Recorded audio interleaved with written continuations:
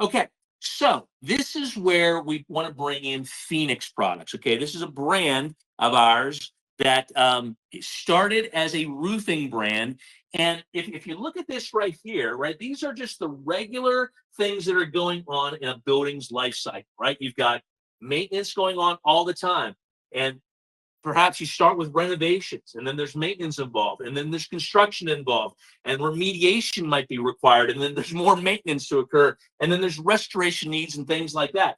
Phoenix will allow us to with EnviroGuard, um, capture all of that business together. So we're not just talking about roof coatings anymore. Now we're talking about the ability to go in and seal from the positive side of the foundation wall, create a waterproofing system, a three-part membrane subterranean, or a three-part membrane on the negative side of the foundation wall that is elastomeric in nature and is very tough and resilient. Think of it as being almost feeling like a rubberized version of a spray-in bed liner, and that's pretty quickly how you get to the toughness and resiliency of this product.